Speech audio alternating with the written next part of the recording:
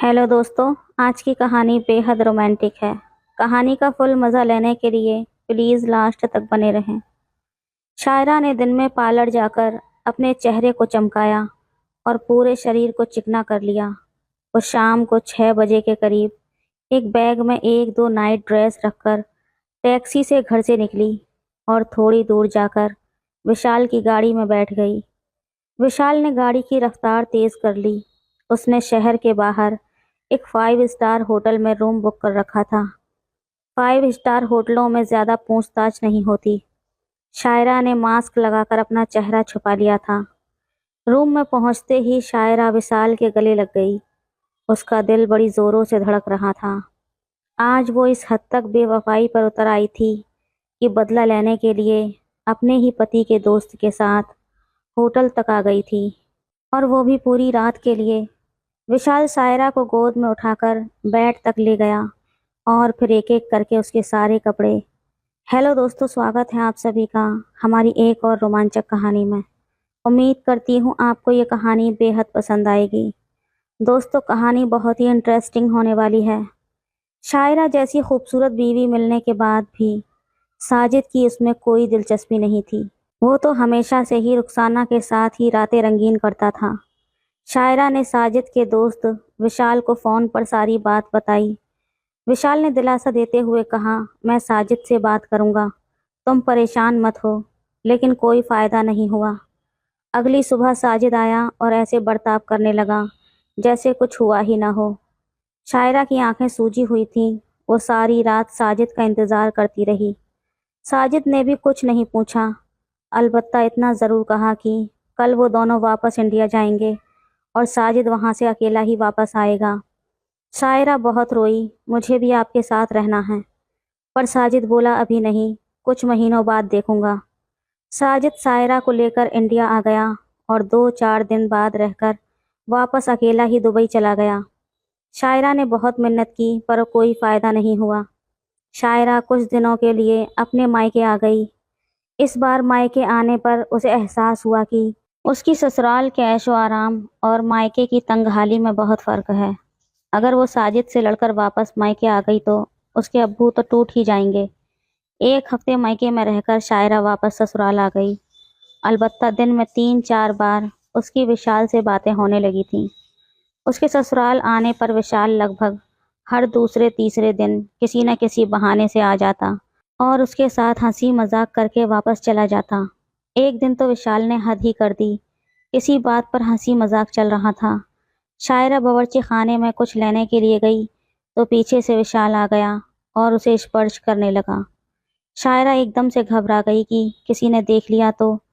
वो सीधी अपने कमरे में ऊपर चली गई। विशाल भी पीछे पीछे आ गया और उसने शायरा को फिर से। शायरा ने उसे धमकाया कि अगर वो वापस नहीं गया तो वो सब कुछ अपनी अम्मी को बता देगी, यानी कि अपनी सास को। विशाल वापस चला गया। कुछ दिन बाद शायरा का जन्मदिन था। उसे पूरा दिन साजिद के फ़ोन का इंतज़ार रहा, लेकिन साजिद का कोई फ़ोन नहीं आने वाला था और ना ही आया। रात को 9 बजे करीब उसे किसी कोरियर वाले का फ़ोन आया, आपके लिए एक पार्सल है। शायरा सोचने लगी कि आखिर साजिद को उसकी याद आ ही गई। वो बाहर भागी और पार्सल लेकर चुपचाप अपने कमरे में आ गई। उसने खोला तो एक बहुत ही खूबसूरत ड्रेस, साथ में मैचिंग अंडरगारमेंट सेट भी था। नीचे एक गुलाब के फूलों का गुच्छा और साथ में भेजने वाले का कार्ड। शायरा चौंक गई। भेजने वाला विशाल था। तभी उसका मोबाइल बजा। विशाल था। वो पूछ रहा था, तोहफा कैसा लगा। शायरा रोने लगी, बोली, साजिद ने आज भी मुझे याद नहीं रखा।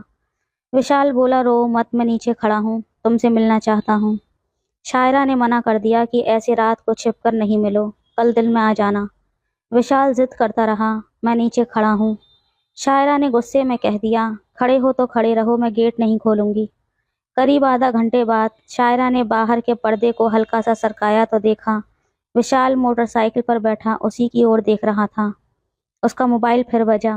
विशाल ने फिर मिन्नतें की, बोला, केक लाया हूँ, खिलाकर चला जाऊंगा।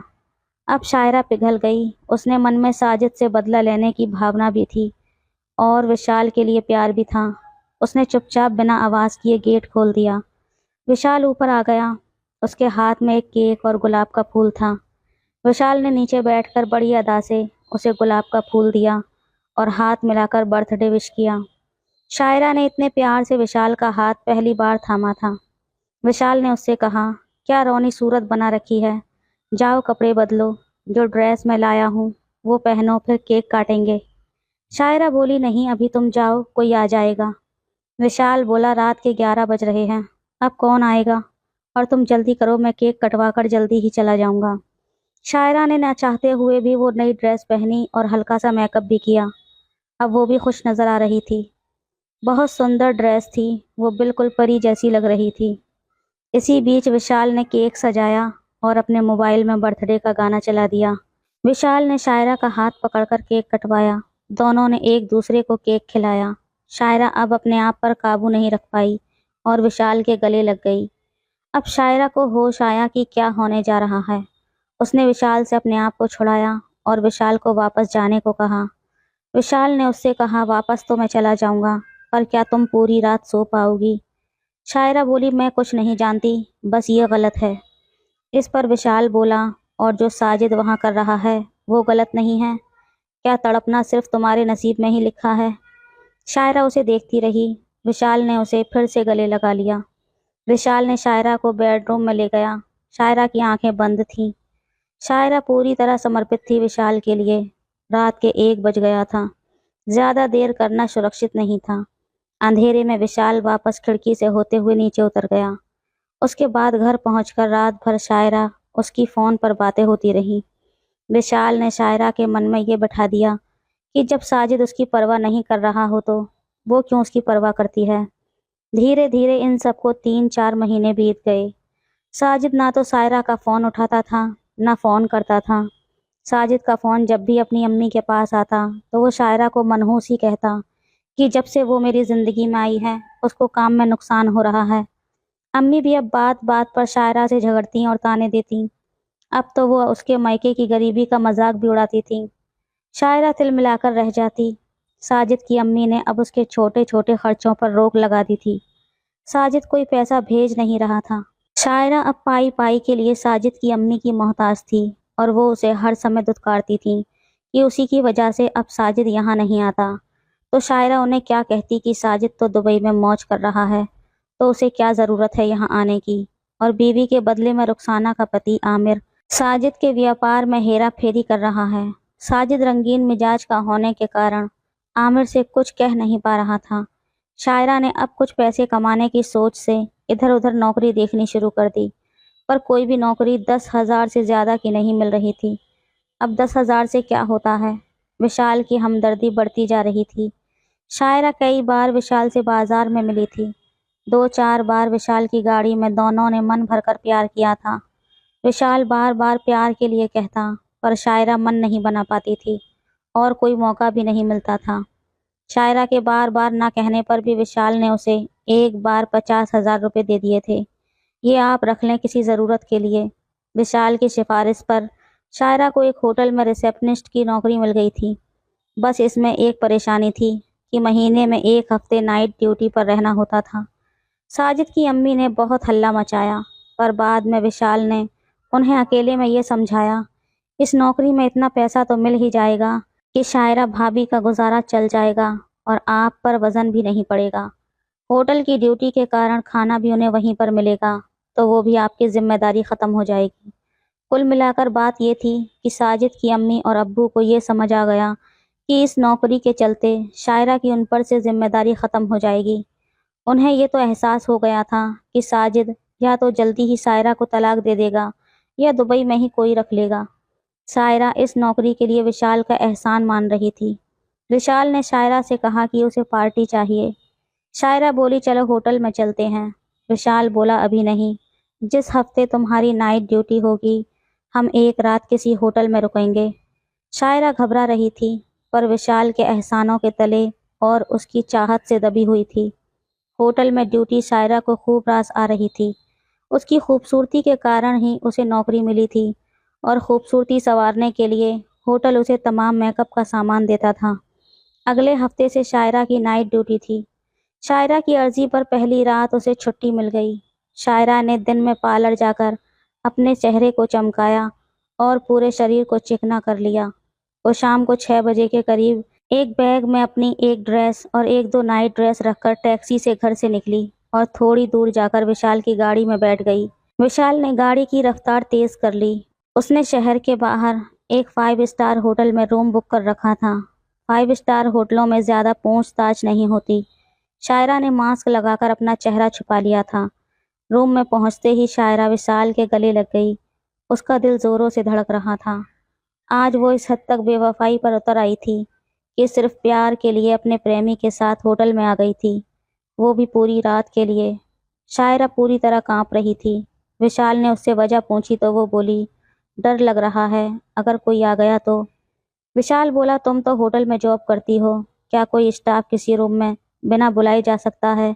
और बाहर वाला कोई हमारे रूम में बिना हमारी इजाज़त के आ ही नहीं सकता। शायरा ने अपने आप को पूरी तरह विशाल के हवाले कर दिया था। विशाल ने बैग से विस्की की बोतल निकाली और एक पैक बनाकर शायरा को दिया। शायरा को हार्ड ड्रिंक पसंद नहीं था, पर वो आज हर वो काम करना चाह रही थी जो विशाल को पसंद हो। रात के 8 बज गए थे। विशाल ने डिनर का ऑर्डर किया, रात का 9 बजे के लिए। इसी बीच उसके कहने पर शायरा ने वॉशरूम में बाथ टब भरने के लिए खोल दिया।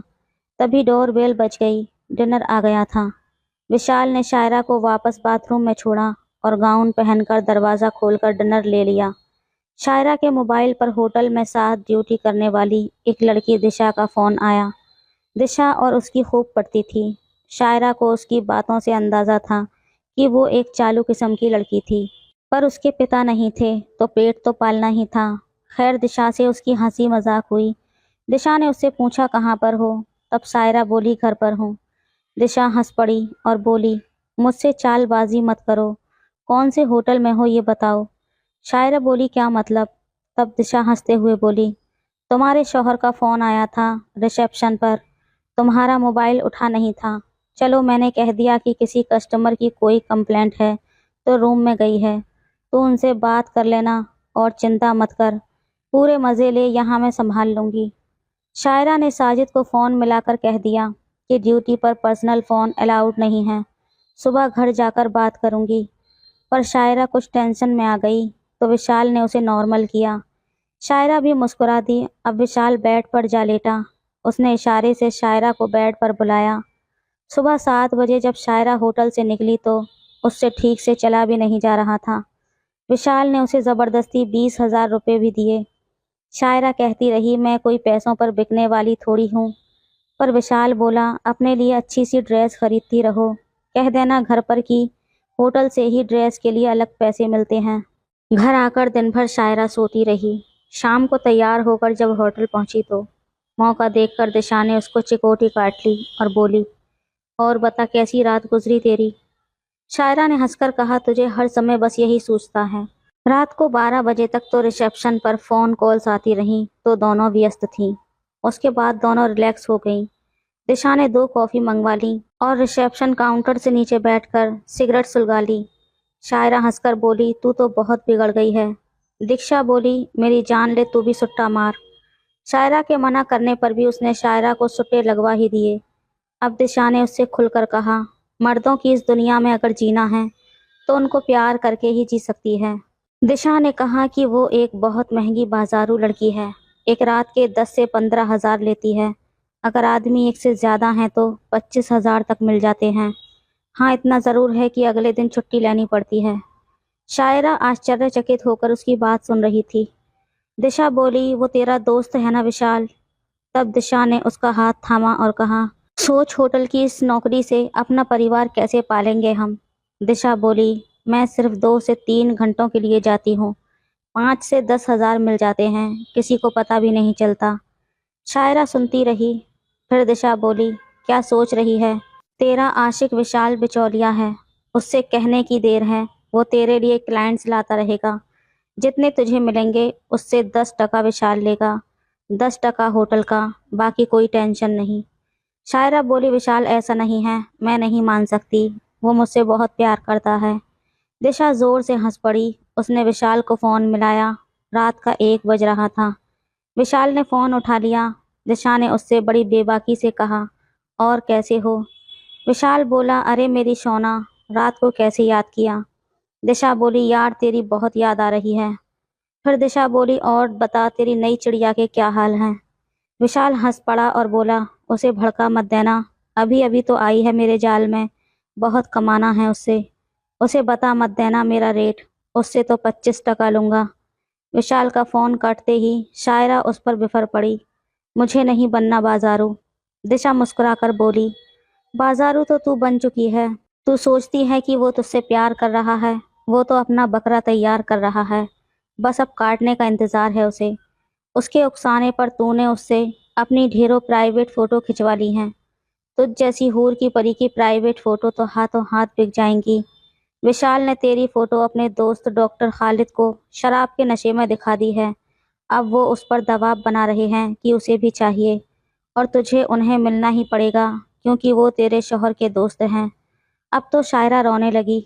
दिशा ने उसे प्यार से समझाया, तू घबरा मत, मैं तेरे साथ हूँ। मेरे रहते इनमें से कोई भी तुझे बिना तेरी मर्जी के स्पर्श नहीं कर पाएगा। पर तू सोच, कैसे पेट की आग को बुझाएगी? तेरा शौहर तो जब भी आएगा तुझे बाजारू समझकर प्यार करेगा, और हो सकता है कि वो तुझे कभी अपने इन कमीने दोस्तों को भी परोस दे। उसने तुझसे शादी केवल खूबसूरती देखकर की थी। सोच, शादी के नाम पर तुझ जैसी हूर की परी उसे मिल रही है। कभी उसके बहकावे में आकर दुबई मत रहने चली जाना। शायरा की समझ में कुछ नहीं आ रहा था। वो सर पकड़कर बैठ गई। दिशा ने उसे प्यार किया और बोली, चल कुछ खाते हैं। दोनों कॉफी शॉप में गईं और एक सैंडविच और कॉफी लेकर काउंटर पर ही आ गईं। दिशा बोली, इसमें कोई शक नहीं कि विशाल ऐसा आदमी है, पर वो तुझसे प्यार भी करता है तो तेरे को परेशानी नहीं देगा और अपना हिस्सा लेगा, तो इसमें कोई बुराई भी नहीं है।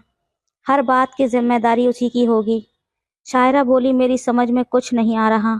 दिशा बोली, अभी विशाल से कुछ नहीं कहेंगे, तुम ऐसे रहना जैसे कोई बात ही नहीं हुई। अगले हफ्ते जब तुम्हारे दिन की ड्यूटी आएगी तब सेटिंग करेंगे। जब कोई मोटा कस्टमर मिल गया तो मैं तेरे घर पर कह दूंगी कि आज रात तुझे मेरी जगह ड्यूटी करनी है और मैं तेरे साथ ही होटल चलूंगी। घबरा मत, मज़े ले और पैसे कमा बस। दिन में बेड पर लेटी लेटी शायरा अपनी बदनसीबी पर आंसू बहा रही थी। क्यों खुदा ने उसे लड़की बनाया, और लड़की बनाया तो क्यों इतना खूबसूरत बनाया? काश साजिद उसकी वक़्त समझता, उसकी इज्जत करता, तो वो जो दुनिया को लुटाने जा रही है वो सिर्फ उसी पर लुटाती। पर अब क्या हो सकता था? तभी साजिद का फ़ोन आ गया। वो कह रहा था कि अगर शायरा चाहे तो वो उसे कुछ दिनों के लिए दुबई बुला लेगा। शायरा मन ही मन बड़ी खुश हुई, पर तभी उसे दिशा की बात याद आई। तब उसने कहा, मेरी नौकरी नई नई है, अभी कुछ महीने रुक कर आती हूँ। इस पर साजिद बोला, ठीक है, मैं अगले हफ्ते 2-3 दिन के लिए आऊँगा। साजिद ने उससे कहा कि वो डॉक्टर खालिद से मिल ले। डॉक्टर खालिद उसके कॉपर्टी लगवा देंगे क्योंकि साजिद को अभी बच्चा नहीं चाहिए। सायरा ने कहा भी, डॉक्टर खालिद से ही क्यों, ये तो कोई लेडी डॉक्टर का काम है। पर साजिद बोला, ज़्यादा अकल मत लगाओ, डॉक्टर खालिद पैसे भी नहीं लेगा और फिर वो तो डॉक्टर है, इससे क्या पर्दा। शायरा सब माजरा समझ गई। उसे समझ में आ गया कि अब डॉक्टर खालिद उसकी। हालांकि डॉक्टर खालिद एक मजबूत कदकाठी और साफ सुथरा इंसान था। साजिद के लगातार 2-3 दिन फ़ोन आए तो सायरा साजिद की अम्मी के साथ डॉक्टर खालिद के हॉस्पिटल गई। डॉक्टर खालिद ने उन दोनों को ऐसे दिखाया जैसे कि ये काम उनकी हेल्पर करेगी, वो नहीं। तब अम्मी को तसल्ली हो गई। डॉक्टर खालिद ने शायरा से कहा कि आज वो केवल टेस्टिंग करेंगे, कल कॉपर्टी लगा देंगे। डॉक्टर खालिद ने साजिद की अम्मी को वापस भेज दिया कि टेस्ट में 2-3 घंटे लग जाएंगे, तब तक वो यहाँ पर क्या करेंगी। शायरा डॉक्टर खालिद के चैम्बर में लेट गई। खालिद डॉक्टर आए और आकर उन्होंने शायरा से कहा, भाभी, हम आराम से बात करें तो बेहतर होगा। साजिद को शक है कि आप उनके पीछे बेवफाई कर रही हैं, इसलिए उसने मुझे चेकिंग करने को कहा है। साजिद कितना बड़ा वो है और वो वहाँ क्या कर रहा है मुझे सब पता है, पर आप भी यहाँ पर क्या गुल खिला रही हैं ये भी मुझे सब पता है। मैं साजिद से कह दूंगा कि उसकी सोच गलत है, पर यह कहने के लिए मुझे मेरी फीस चाहिए। शायरा बोली, क्या चाहिए आपको? खालिद बोला, वही जो आप विशाल को देती हैं। शायरा बोली, ये तो आपका चैम्बर है, हॉस्पिटल है, कोई भी आ सकता है। खालिद मुस्कुराकर बोला, अभी 1 घंटा, जब तक आप अंदर हैं कोई नहीं आएगा। शायरा मजबूर थी, उसने नज़रें झुका लीं। खालिद बहुत खुश हुआ। अब शायरा ने उससे मिन्नत की कि वो प्रॉपर्टी आज ही लगा दे, क्योंकि रोज़ रोज़ होटल से छुट्टी उसे नहीं मिलेगी। साजिद का आना अभी 2 हफ्तों के लिए टल गया था। इधर विशाल एक दो बार घर आया तो उसने औरों की नज़र बचाकर शायरा को प्यार कर लिया। उसने बहुत इशारा किया कि शायरा ऊपर चली चले और विशाल भी किसी बहाने से ऊपर आ जाए, पर ऐसा हुआ नहीं। अलबत्ता शायरा और विशाल रात को देर तक फ़ोन पर बातें करते थे। एक मौका विशाल को ज़रूर मिला कि एक दिन शायरा के होटल से निकलते ही विशाल ने उसे गाड़ी में बैठा लिया और एक एकांत रास्ते पर ले जाकर खूब प्यार किया।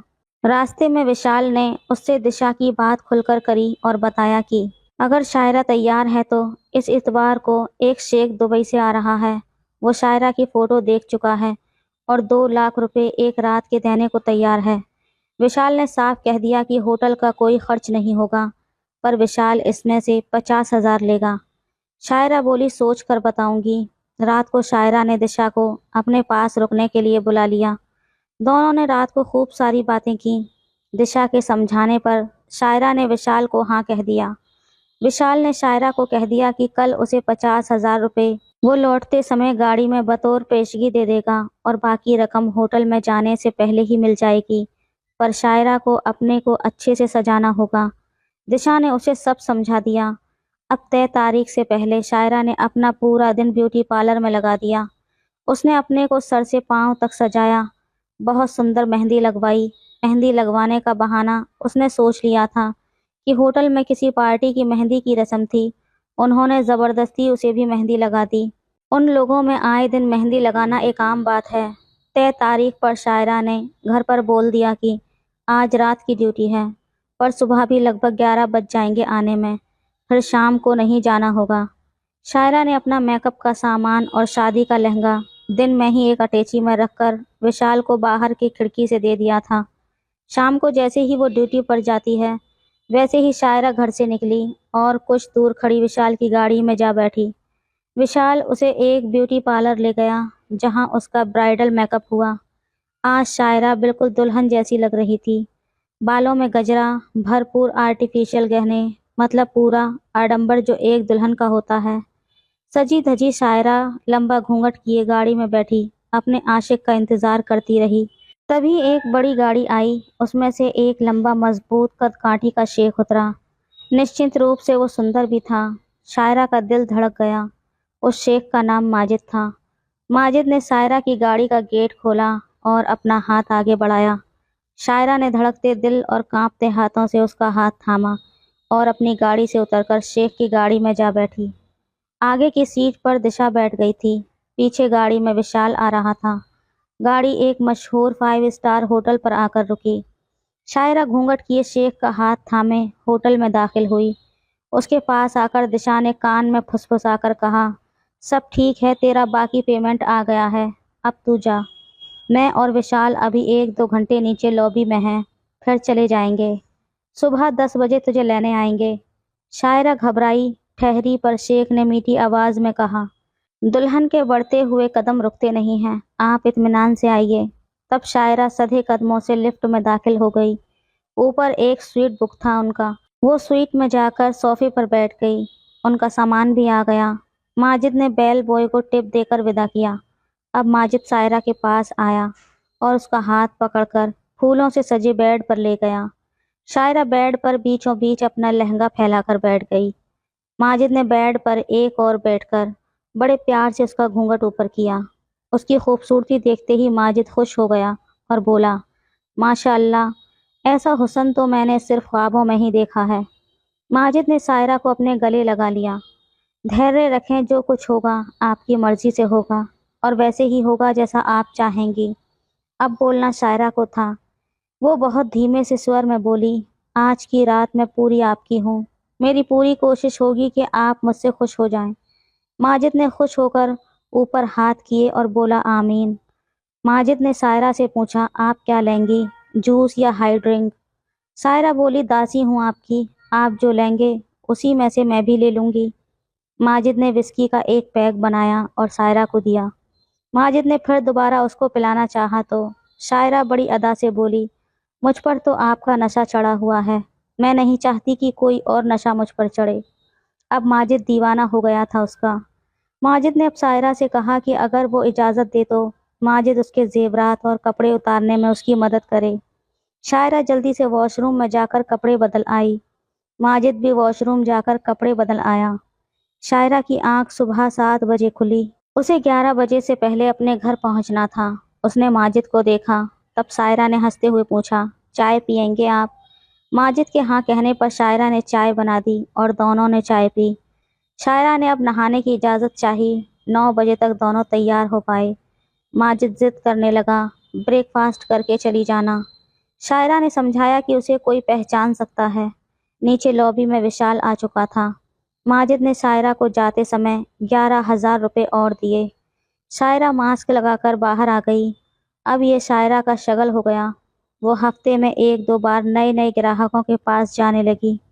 अब वो नए कपड़े और मेकअप पर ज़्यादा खर्चा करने लगी। महीने में 1-2 बार वो डॉक्टर खालिद भी उसे किसी बहाने अपने अस्पताल ज़बरदस्ती बुला लेता।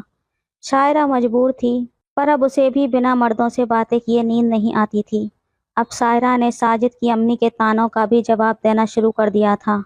जब भी वो उसे धमकाती कि साजिद दूसरा निकाह कर लेगा, तब शायरा जवाब देती, मेरी मेहर की रकम दिलवा दें और ये मकान मेरे नाम कर दें, फिर आप और अब्बू अपने बेटे के पास चले जाना, मुझे कोई एतराज़ नहीं है। ये सुनकर उसकी अम्मी भी चुप हो जाती। शायरा 1-2 बार और साजिद के पास दुबई हो आई थी। यहाँ अब विशाल सिर्फ उसके लिए ही काम करता। शायरा और विशाल अब प्यार करने लगे थे। कई बार तो विशाल अब उससे पैसे भी नहीं लेता, पर शायरा ज़बरदस्ती दे देती। तो दोस्तों, ये थी आज की कहानी। आपकी क्या राय है इस कहानी पर हमें कमेंट में ज़रूर बताएं। वीडियो अच्छी लगे तो लाइक करें, शेयर करें, सब्सक्राइब करें। धन्यवाद।